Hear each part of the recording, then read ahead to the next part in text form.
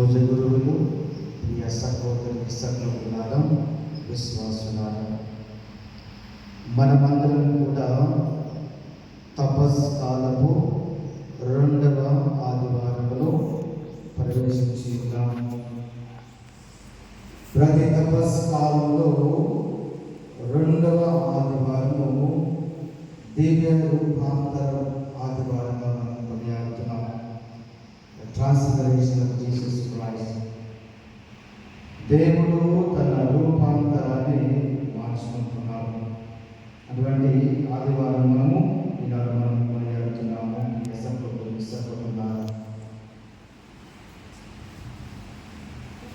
ప్రతి ఒక్క వ్యక్తి తన జీవితంలో మరింతగా విశ్వాసపు ప్రయాణంలో ప్రతి క్రైస్తవుడు కూడా దేవుని యొక్క పిలుపునకు పిలువబడతాడు. So there is a specific occasion for each one of us. ప్రతి క్రైస్తవుడు, ప్రతి విశ్వాసి కూడా తన జీవితంలో దేవుని యొక్క పిలుపును అందుకుంటాడు. ఈ ఒకేషన్ అనేది, ఈ దేవుని యొక్క పిలుపు అనేది చాలా రకాలుగా ఉంటుంది. దేవుడు ఒక్కొక్కరిని ఒక్కొక్క విధంగా పిలుస్తాడు. పిలుపు అనేది ఒకటే, కానీ ఆ పిలుపులో రకాలు వేరుగా ఉంటాయి. గురువులుగా పిలువబడుతున్నాము, కన్యాస్త్రీలుగా పిలువబడుతున్నాము, సామాన్య ప్రజలుగా పిలువబడుతున్నాము.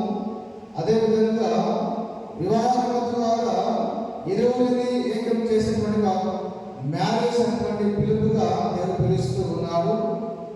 అదేవిధంగా దేవుని వాక్యాన్ని ప్రబోధం చేసేవాళ్ళుగా మరియు సేవలు చేసేవారుగాను మన బైబిల్ గ్రంథంలో చదువుతాం. దేవుడు ఒక్కొక్కరికి ఒక్కొక్క అనుగ్రహాన్ని ఇస్తాడు. ఎలా అంటే దేవుని యొక్క పిలుపు ద్వారా మాత్రమే అది మనకు తెలియపరచబడుతుంది. ప్రియ సహోదరి సహోదరులారా, అయితే ఈ యొక్క పిలుపు అనేది నేను గుర్తించగలగాలి, దానిని గ్రహించగలగాలి.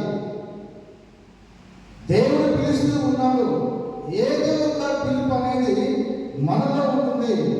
ఒక తండ్రిగా, ఒక తల్లిగా, ఒక ఉపాధ్యాయులుగా, ఒక ఉపాధ్యాయునిగా నీవు పిలువబడతావు. కానీ ఆ పిలుపుని నీవు గుర్తించగలగాలి. అవును, దేవుడు నన్ను పిలుస్తూ ఉన్నాడు, నేను ఆ పిలుపును గ్రహిస్తున్నాను అని వ్యక్తిగతంగా మనము మన ఆత్మ పరిశీలన మనం చేసుకోవాలి. ప్రియ సహోదరి సహోదరులారా, ఎందుకంటే దేవుని యొక్క పిలుపులో ఒక ఆహ్వానం ఉంటుంది. ఎప్పుడైతే దేవుడిని పిలుస్తున్నాడు అనే ఆలోచన ఉంటుందో ఆ పిలుపు ద్వారానే మనలో మార్పు అనేది చోటు చేసుకోవాలి. దేవుడు అనవసరంగా పిలవడు, దేవుడు ఊరికే పిలవడు. దేవుడు చేపలు పట్టే వారిని పిలుస్తూ ఉన్నాడు. మనం అనుకుంటాము వారు జాలరు కదా, వారితో దేవుడికి ఏం పని ఉంటుంది, ఏం అవసరం ఉంటుంది? మాటలతో మహిమలు చేసినటువంటి దేవుడు చేపలు పట్టే వాళ్ళతో పని ఏంటి? అది ఏదైనా అవసరం ఉందా అంటే అవసరం ఉంది. అందుకే యేసు ప్రభువు చెప్తున్నారు, ఇదిగో నేను మిమ్మల్ని పిలుస్తున్నాను, మనుషుని పట్టేవారుగా చేస్తాను అంటున్నాడు. అంటే దేర్ ఇస్ ఎ చేంజ్. మార్పు అనేది ఎక్కడ మొదలవుతుందంటే దేవుని పిలుపులోనే మార్పు అనేది మనం గ్రహిస్తూ ఉన్నాం. అలనాడు యేసు ప్రభు ఆ జాతిని పిలుపులో ఉన్నట్లయితే ఈరోజు అంత గొప్ప పుణ్యతలు అయ్యేవాళ్ళు కాదు, శిష్యులు అయ్యేవాళ్ళు కాదు. ఎప్పుడైతే యేసు ప్రభు పిలిచాడో ఆ పిలుపును అందుకొని ఇదిగో నన్ను నేను ఇదిగో పేతురు రాజుగా మారుతూ ఉన్నాడు. యేసు ప్రభువు ఒక సాక్షుడిగా జీవించబోతూ ఉన్నాడు. ఎందుకంటే ఆ పిలుపులో మార్పు అనేది చోటు చేసుకుంటుంది ప్రియ సహోదరి సహోదరులారా.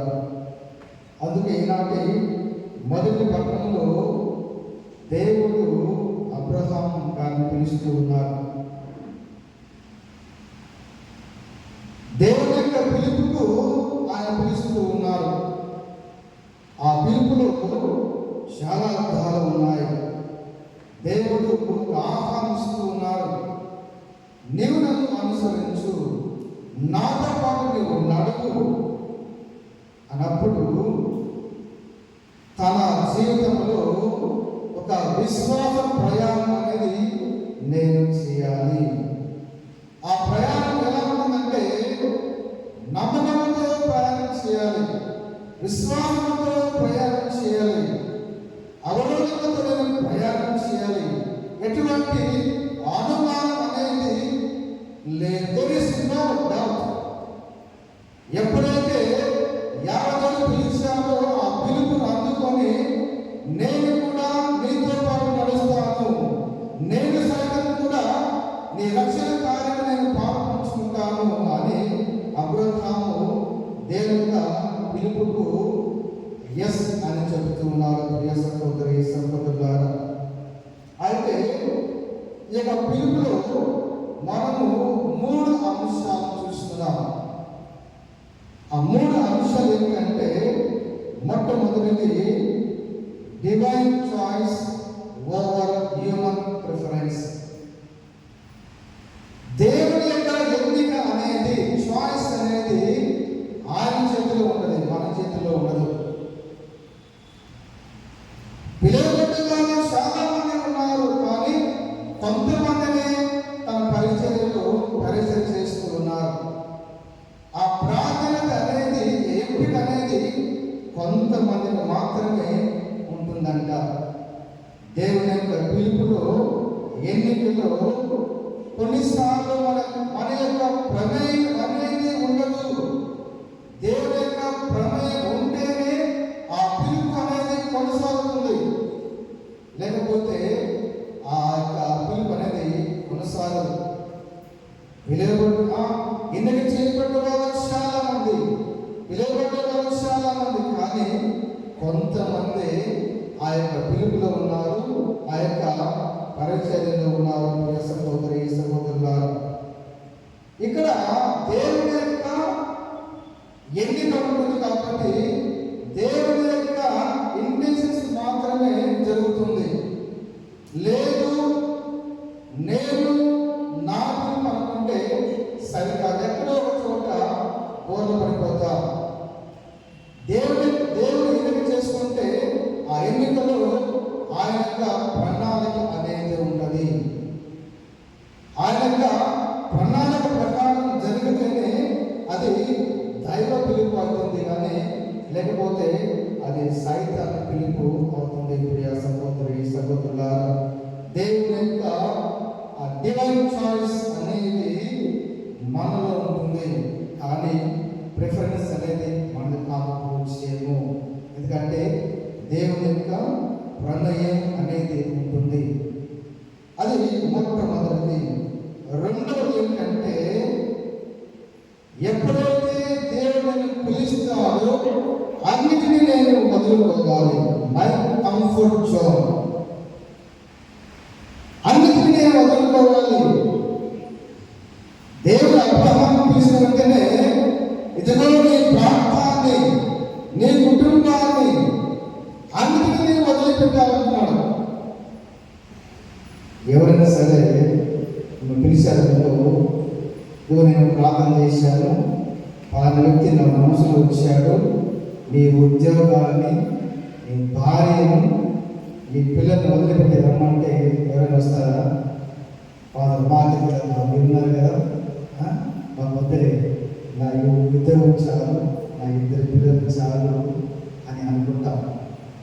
కానీ అబ్రహాము తన సంతతిని, తన కుటుంబాన్ని, తన ఆస్తిపాస్తులను తన తోబుట్టువులను, తన స్నేహితులను అందరినీ వదిలిపెట్టి దేవుని వైపు నడుస్తూ ఉన్నారు. ఉదాహరణకి మన పిల్లలు హాస్టల్లో చదువుతారు కదా, హాస్టల్ వెళ్ళే రోజు ఎంతగానో మారం చేస్తారు, ఏమిస్తారు. నేను వెళ్ళను, ఇక్కడే ఉంటాను అమ్మ, నేను మీతోనే ఉంటాను అని వాళ్ళు ఘోరంగా ఏడుస్తారు. కొన్ని రోజులు ఉంది రావడానికి, కానీ జీవితాంతం వరకు దైవ సేవలో ఉంటూ దేవుని మాట కట్టబడి జీవించడానికి సిద్ధంగా దైవ పిలుపును అందుకొని ముందుకు వెళ్తున్నాడు అబ్రహాం. తన ఏకైక సంతతిని కూడా దేవునికి బలిగా అర్పించడానికి సిద్ధంగా ఉన్నాడు. అందుకే బైబిల్ గ్రంథంలో నన్ను అనుసరించేవాడు తన తల్లిని కానీ తన అన్నిటినీ వదిలిపెట్టి నన్ను అనుసరించాలి, నా సిలువను మోయాలి. నన్ను అనుసరించిన ప్రతి వాడు కూడా అన్నిటినీ వదిలిపోవాలి, వదిలిపెట్టాలి అని ప్రభు అందరికి కూడా సెలవిస్తున్నారు. దైవ పిలుపులో అన్నిటినీ వదులుకోవాలి, కంఫర్ట్ జోన్ అనేది వదులుకోవాలి. సెమినార్లో జాయిన్ అయితే మనం అనుకున్న రీతిలో ఉండదు, కాన్వెంట్లో జాయిన్ అయితే మీరు అనుకున్న రీతిలో ఉండదు. సరేనా? ఉదయం లేవాలి, ప్రార్థనలో పాల్గొనాలి, ఉపవాసం చేయాలి, దీక్షలు చేయాలి, అదేవిధంగా జపమాలు చెప్పించాలి, అదేవిధంగా పనులు చేయాలి. సరేనా? అంతా మనం పని చేయకపోవచ్చు, కానీ సెమినార్లో కాన్వెంట్లో అన్ని పనులు చేయాలి. ప్రతి వారంలో ఒకరికి ఒక డ్యూటీ ఉంటుంది. ఆవిడ కడుక్కుంటా, అమ్మగారు అనుకోండి, వాళ్ళు కూడా కిచెన్ డ్యూటీ, రెఫెక్టర్ డ్యూటీ, చర్చ్ అందరికీ ఉంటుంది, మాకు ఉంటుంది. సరేనా? సెమినార్లో అందరికీ బాత్రూమ్ క్లీనింగ్ అన్నీ ఉంటాయి. సరేనా? ఈ పిలుపులో ఆ కంఫర్ట్ జోన్ అనేది వదులుకోవాలి. నేను రోజు టీవీ చూస్తానంటే టీవీ ఇవ్వరు, వారానికి ఒకసారి. ఇప్పుడు కూడా కొన్ని సెమినార్లు, కొన్ని కాన్వెంట్లో వారానికి ఒకసారి మాత్రమే ఫోన్ ఇస్తారు. మరొక కాన్వెంట్లో నైట్ అయిన వెంటనే ఫోను అమ్మగారికి ఇవ్వాలి. ఇవన్నీ కూడా కంఫర్ట్ జోన్స్ కావు. కంఫర్ట్ జోన్స్ నుంచి బయటకు రావాలంటే మనము త్యాగం చేయాలి. దేవుని పిలుపులో నేను సంతోషంగా, ఆనందంగా, నేను అనుకున్న రీతిలో ఉంటుందంటే సరికాదు, అలా ఉండదు. కానీ ఆ 14 సంవత్సరాల తరఫీదులో ఎన్నెన్నో అవరోధాలు ఉంటాయి, ఎన్నో ఇబ్బందులు ఉంటాయి, ఎన్నో కష్టాలు ఉంటాయి. అవన్నీ కూడా అధిగమిస్తేనే దేవుని పిలుపులో బాధలు, కష్టాలు అన్నీ ఉంటాయి. మేము పడ్డ కష్టాలు, బాధలు తెలియదు. అమ్మ, ఫాదర్ గారు చక్కగా పూజ చేస్తున్నారు, ప్రసంగాలు చేస్తున్నారు, బైక్ మీద తిరుగుతున్నాడు, కారులో తిరుగుతున్నాడు, మంచి డ్రెస్ వేసుకున్నాడు అని అందరూ అనుకుంటారు కదా. మీరు కావాలంటే ఒక నెల సెమినార్ ఉండండి, హాస్టల్లోనే ఉండలేని వాళ్ళు సెమినార్ ఎదుర్కొంటారు ఇవ్వండి. సరేనా? ఆ టైం టేబుల్కి, ఆ భోజనానికి మనం అనుకున్న ఏది పడితే అదే తినాలి. లేదు నేను ఈరోజు చికెన్ తినాలంటే చికెన్ పెట్టరు. సరేనా? మరి ఆధారం రావాలి. సరేనా? ఇలాగా ఎన్నో కంఫర్ట్ జోన్ని అధిగమిస్తేనే ఆ పిలుపుకు అంత గొప్పతనం ఉంటుంది. అందుకే నన్ను అనుసరింపగోరు ప్రతి వాడు కూడా తనను తాను పరిహరించుకొని తన సిలువను ఎత్తుకొని నడవంటాడు. సిలువ అనగానే శ్రమలు. ఈ 14 మనం ధ్యానం చేస్తున్నప్పుడు దేవుడు ఎన్నో బాధలు భరిస్తూ ఉన్నాడు, ఎన్నో ఇబ్బందులు. ఆ సిలువను మోసుకుంటేనే నీకు రక్షణ ఉంటుంది. ఇంకా మూడోది ఏంటంటే, విధేయతతో నీవు దేవుని యొక్క పిలుపును అందుకుంటే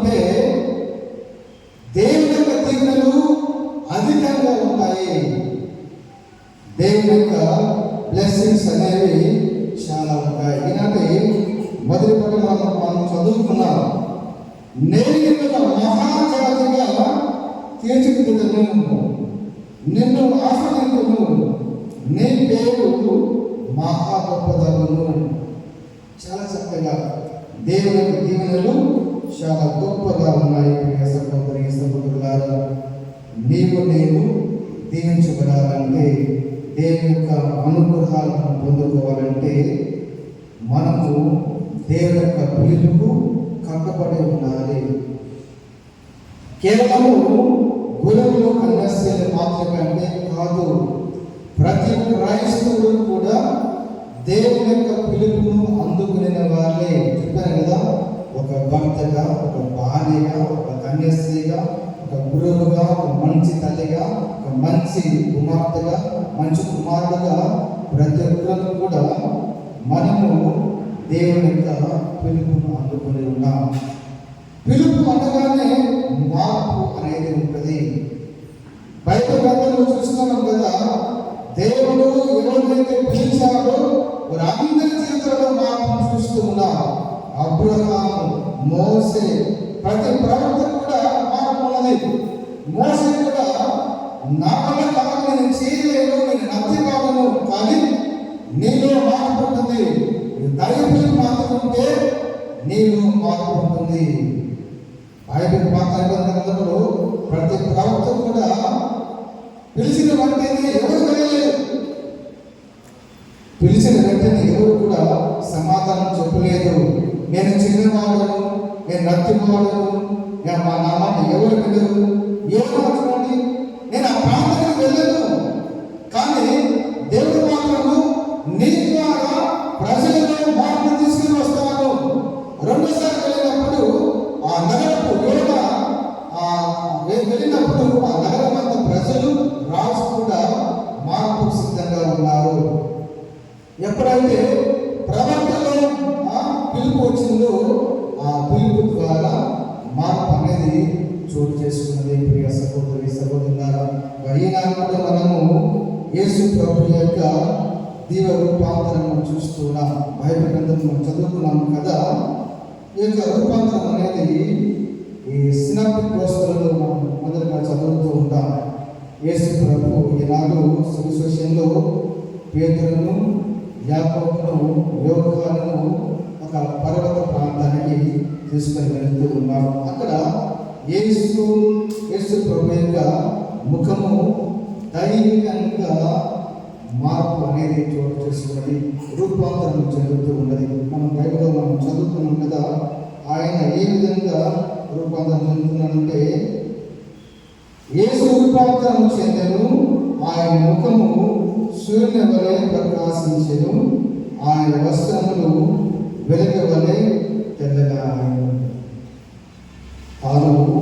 తనను తాను దైవిక మహిమతో ప్రకాశిస్తూ ఉన్నాడు, రూపాంతరం చెందుతూ ఉన్నాడు. ఆయనతో పాటు మోసే, ఏలీయా కూడా మాట్లాడుతున్నారు. దేవుని యొక్క సంభాషణలు, దైవ పిలుపులో దేవుని యొక్క వ్యక్తులందరూ కూడా మనకు ఏకమవుతారు. ఏ విధంగా యేసు ప్రభు ఆయన పర్వతం మీద వెళ్ళిన తర్వాత ఒకవైపు మోసే, మరొక వైపు ఏలీయా మాట్లాడుతున్నారు. అందుకే మన ఆధ్యాత్మిక జీవితంలో ఎంతో మంది ఆధ్యాత్మిక గురువులు మనతో మాట్లాడతారు, పునీతులు మనతో మాట్లాడతారు, దేవుని వాక్యం మనతో మాట్లాడుతుంది, దివ్య ప్రసాదం మనతో మాట్లాడుతుంది, మన పెద్దలు మనతో మాట్లాడతారు, మన గురువులు మనతో మాట్లాడతారు. ఇక్కడ యేసు ప్రభు రూపాంతరం చెందిన సమయంలో మనము కొన్ని విషయాలను మనం ధ్యానం చేసుకుందాం. మొట్టమొదటి ఏంటంటే, నిజంగా యేసు ప్రభు ఎవరు? ఆయన మనం ఏమవుతాడు? ఒక గురువుగాను, ఒక ప్రవక్తగాను, మరి ముఖ్యంగా దేవుని కుమారుడుగా మనం చూస్తున్నాం. ఈయన నా ప్రియమైన కుమారుడు, దేవుని కుమారుడుగా పిలువబడుతున్నాడు. ఒక గురువుగాను, ఒక ప్రవక్తగాను, ఒక దేవుని కుమారుడుగా పిలువబడుతున్నాడు. ఇంకా యేసు ప్రభు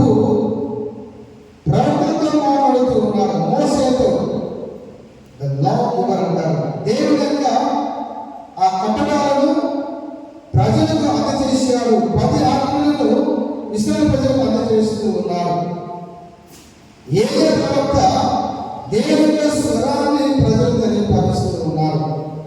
praise the lord, praise the lord, praise the lord. యేసు ప్రభు నిజంగా ఎవరు అనడానికి ఆయన ఒక దేవుని కుమారుడు. అదేవిధంగా ప్రవక్తలతో సంభాషిస్తూ ఉన్నారు మరియు ధర్మశాస్త్రాన్ని ప్రవచనాలను నెరవేరుస్తూ ఉన్నారు. ఇంకా ఏంటంటే తన యొక్క మహిమ ద్వారా, తన యొక్క శిలువ భావన ద్వారా రక్షణ అనేది మనకు వస్తుందంట. మొట్టమొదటి అంశం ఏంటంటే యేసు నిజంగా ఎవరు అనడానికి ఆయనకు గురువు. ఆ మోసేతో ఏలియాతో మాట్లాడుతున్నారు. దేవుని యొక్క ప్రవచనాలను తాను ఈ లోకంలో ఉన్నప్పుడు నెరవేరుస్తానికి ఇవన్నీ ఉదాహరణలు. ఇంకా రెండవది ఏంటంటే ఈ యొక్క రూపాంతరణ సన్నివేశం ద్వారా మనల్ని వ్యక్తిగతంగా మలుచుకోమని దేవుడు మనందరూ పిలుస్తూ ఉన్నారు.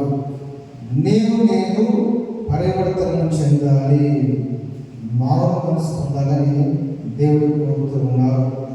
ఈ దీక్ష కాలంలో, ఈ తపస్సు కాలంలో, ఈ కృప కాలంలో దేవుడు నిన్ను పిలుస్తూ ఉన్నారు. నీవు నీ జీవితాన్ని మార్చుకో, నీ జీవితాన్ని మలుచుకో. నేను ఏ విధంగా రూపాంతరం చెందాను, నీవు కూడా రూపాంతరం చెందాలి. దేవుడు ప్రయత్నించేమని కోరుతూ ఉన్నాం. ఎంతమంది ఈ తపస్సు కాలంలో మనం ప్రార్థన, ఉపవాసము, దాన ధర్మాలు చేయడానికి మనం ప్రయత్నం చేస్తున్నామా లేదని ఒక్కసారి మనం ఆత్మ పరిశీలన చేసుకోవాలి. ఈ కృపాకాలంలో దేవుడు చెప్తున్నాడు, ఈయన నా ప్రియమైన కుమారుడు, ఆయన మాట వినండి అంటున్నాడు. ఏ విధంగా మరియు తల్లి కానపాల ముందులో ఆయన చెప్పినట్లు చేయండి. యాభై దేవుడు తండ్రి ఆయన మాట వినండి, మీరు బాగుపడతారు. ఆయన మాట వినండి అనడానికి అర్థం ఏంటంటే మన జీవితాలను మార్చుకోవాలని, పాపానికి దూరంగా ఉండాలని, మన బ్రతుకులను, మన జీవితాలను మార్చుకున్నప్పుడే ఆ దేవుని యొక్క మాటకు అంత విలువ, ప్రాధాన్యత ఉంటుంది. ప్రియ సహోదరి సహోదరులారా, ఇక మూడవది, ఈ రూపాంతర సంఘటన ద్వారా మనము పవిత్ర సంఘ జీవితాన్ని దేవుడు మనకు తెలియపరుస్తూ ఉన్నాడు. ఈ రూపాంతరం అంటే ఒక వ్యక్తి మాత్రమే కాదు, ఒక సంఘము. అందుకే పేతురు, యాకోబు, యోహాను ఆ ముగ్గురు కూడా ప్రభుతో ఉన్నారు. మనము కూడా ఒక సంఘంగా ఈ దేవుడికి వస్తున్నాం. ఎక్కడైతే ఇద్దరు లేదా ముగ్గురు గుమ్ముకూడి ఏక మనసులో ప్రార్థన చేస్తారో నేను అక్కడ ఉంటాను, మీ ప్రార్థన ఆనందిస్తాను, అనుగ్రహిస్తాను దేవుడు అంటున్నాడు. కథోలిక సంఘం అనగానే అది ఒక సంఘము, ఒక పవిత్ర సంఘము. అదే రీతిలో పెంతెకోస్తు పండుగ రోజు కూడా మనం చూస్తూ ఉన్నాం. ఎప్పుడైతే సంఘంగా ప్రార్థన చేస్తామో అప్పుడే పవిత్రాత్మ శక్తి వారికి దిగి వస్తున్నది. ఎక్కడైతే నువ్వు సంఘంగా ప్రార్థన చేస్తావో దేవుని ప్రార్థన ఆనందిస్తాడు, నీ మనను ఆనందిస్తాడు. సంఘ ప్రార్థనకి అంత గొప్ప శక్తి ఉంటుంది. ప్రియ సహోదరి సహోదరులారా, ఇక్కడ మనం పవిత్ర సంఘాన్ని చూస్తూ ఉన్నాము. పేతురు, యాకోబు, యోహాను, అదేవిధంగా యేసు ప్రభు కలిసి మనం చూస్తూ ఉన్నాము. దేవుడు మన సంఘములో మనతో కలుస్తాడు. అక్కడ యేసు ప్రభు పేతురుతో, యాకోబుతో కలుస్తున్న రీతిలో మనతో కూడా యేసు ప్రభు ప్రతినిత్యం కూడా కలుస్తాడు. ఎలాగంటే దేవుని వాక్యాన్ని చదవడం ద్వారా, దేవుని వాక్యాన్ని ధ్యానం చేయడం ద్వారా, దివస ప్రసాదాన్ని స్వీకరించడం ద్వారా, ప్రార్థన చేయడం ద్వారా, ఉపవాసం చేయడం ద్వారా దేవుడు ప్రతినిత్యం నీతో కలుస్తూ ఉన్నాడు. ప్రార్థన చేసే ప్రతి సమయంలో దేవునితో కలుస్తూ ఉన్నాడు. దేవుడు ఎప్పుడైతే నువ్వు గుర్తు చేసుకుంటాడో అప్పుడు దేవునితో కలుస్తాడు, నీతో నడుస్తాడు. ఇది మూడవ అంశము. ఇక నాలుగవది ఏమిటంటే, ఈ యొక్క రూపాంతరం ద్వారా దేవుడు మన విధిని మనకు బోధిస్తూ ఉన్నాడు. నీ విధి ఏంటో, నీ డెస్టినీ ఏంటో, నీ భవిష్యత్తు ఏంటో దేవుడు నీకు తెలియపరుస్తున్నాడు. ప్రతి వ్యక్తి కూడా దేవుడు ఏమి కోరుకుంటున్నాడో దానినే నీకు చేస్తాడు, దానినే దేవుడు తెలియపరుస్తాడు. మన భవిష్యత్తు ఏంటో, మన ప్రణాళికలు ఏంటో అన్ని కూడా ఆయన తెలుసు. నేను మాతృ గర్భమున రూపొందక మునిపే నేను నిన్ను ఎన్నుకొని ఉన్నాను. నీవు ఎక్కడ జన్మించాలి, ఎలా ఉండాలి, ఏ విధంగా ఉండాలి, నీ ప్రయాణం ఏంటి, నీ భవిష్యత్తు ఏంటో అన్నీ కూడా దేవుడు ముందుగానే మనకు తెలియపరుస్తూ ఉన్నాడు. మరి మన పరిస్థితుల్లో మన జీవితాలు ఎలా ఉండాలంటే, తనను నమ్మిన వారికి, తనను అనుసరించిన వారికి తప్పకుండా దేవుని యొక్క అనుగ్రహాలు చాలా ఉంటాయి. సహోదరులారా, మరి తపస్సు కాలంలో, ఈ కృపా కాలంలో మనము మన విశ్వాసాన్ని బలోపేతం చేసుకోవాలి. మన ఆశలను ఇంకా చురుకు చేసుకోవాలి. నీ నమ్మకాన్ని ఇంకా పెంపొందించుకోవాలి. నీ అవిశ్వాసాన్ని పక్కన పెట్టి విశ్వాసపాత్రగా జీవించగలగాలి అంటానికి ఈ తపస్సు కాలం మనకు దోహదపడుతుంది. అందుకోసమే ప్రార్థన, ఉపవాసము, దాన ధర్మాలు. ప్రియ సహోదరి సహోదరులారా, మరి యేసు ప్రభువు ఈనాడు తన యొక్క దివ్య రూపాంతరం ద్వారా మనందరూ కూడా పిలుస్తూ ఉన్నాడు. దేవుడు చెప్తున్నాడు, మీరు ఆయన మాట వినండి, ఆయనలో నీవు ప్రకాశించాలి. ఏ విధంగా ఆయన ముఖము రూపాంతరం చెంది ఉన్నదో మన జీవితాలు కూడా మనము మార్చుకోవాలి. మార్పు అనగానే మనతోనే మొదలవ్వాలి. సరేనా? మార్పు మార్చుకోవడము, లేకపోతే మార్పు చెందడము, పరివర్తన చెందడం అనేది నాతోనే మొదలవ్వాలి. మనం ఎప్పుడు కూడా మార్పు అనగానే వాళ్ళు మారాలి, వీళ్ళు మారాలి, ఆయన మారాలి, నేను మాత్రము మారాలి, అంతే కదా? ఆ ప్రభుత్వం మారాలి, ఆ నాయకులు మారాలి, ఆ సిస్టమ్ మారాలి, ఫాదర్ మారాలి, కానీ నేను మాత్రం మారాలి కదా. ఈ లోపల అనేది మన అందరిలో ఉంటుంది. ప్రతిసారి కూడా మనము ఇలా అవసరం చేసుకుంటాం, కానీ మార్పు అనేది మనతోనే మొదలు పెడితే మార్పు అదే. సహోదరి సహోదరులారా, ఈ తపస్సు కాలంలో దేవుడు మనకు గొప్ప అవకాశం. అందుకే ఈ తపస్సు కాలాన్ని కృపా కాలం అంటారు. కృపా సమయం అంటే దేవుని యొక్క కృపా అనుగ్రహం అనేది మనపై ఏ విధంగా దారిపోయబడుతుందంట. దేవుడు అలా అనుగ్రహిస్తారు. కాబట్టి ఈ తపస్సు కాలంలో వ్యక్తిగతంగా నన్ను నేను మార్చుకోవాలి, నేను మార్చుకోవాలి. దేవుడు నిన్ను మార్చడానికి ఎంతో మంది సహకరిస్తూ ఉన్నారు. నువ్వు సహకరిస్తేనే నేను మార్పు అనేది చెందుతుంది. ఒక శిల్పి ఒక రాజు చెందుతున్నప్పుడు ఆ ఏ విధంగా చెందితే ఆ విధంగా నడుచుకుంటే ఒక మంచి రూపం ఉంటుంది. ఒక కుండని తయారు చేసినప్పుడు చాలా అందంగా తయారు చేస్తారు. ఎందుకంటే ఆ మట్టి దానికి అనుగుణంగా ఉంటుంది కాబట్టి. లేదు ఆ ఏమంటే వంకటిగా వెళ్ళిపోతారు, ఆ కుండ వంకర వెళ్ళిపోతుంది. ఆ కుండని మాట పెడితే తప్పకుండా ఆ కుండ చాలా చక్కగా మంచి రూపాన్ని పొందుకుంటుంది. అదేవిధంగా ఆ కుండలో నీరు ఏదైనా సరే మనం త్రాగితే నీకు చల్లదనాన్ని ఇస్తుందంట.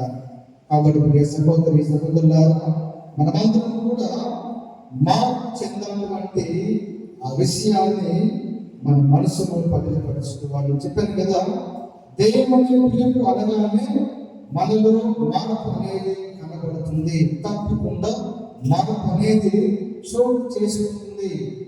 ప్రతి దానిలో మార్పు ఉంటుంది. మనలో కూడా బాల్యము, యవ్వనము, ఉద్యోగాన్ని కూడా మార్పు అనేది ప్రతి దానిలో ఉంటుంది. ఆ మార్పును మనము గ్రహించాలి. ప్రియ సహోదరి సహోదరులారా, మనము చాలాసార్లు మనం ఆడుకుంటాం, మారాలి మారాలి, మనసే మారాలి, మారిన మనసు ఏంటి? ఆ పాట వచ్చా? ఒకసారి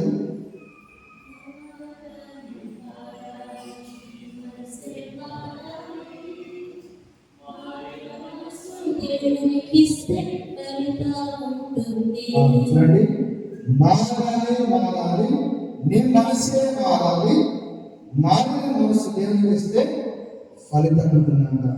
సరే మనకు